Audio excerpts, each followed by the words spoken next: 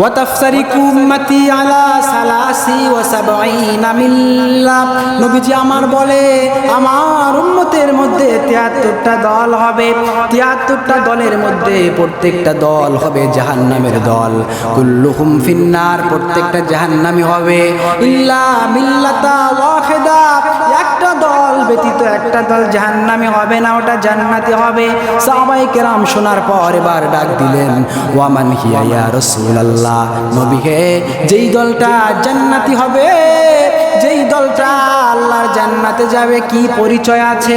আমার নবী বললেন সেই দলের পরিচয় তোমরা শুনে নাও, শুনে নাও।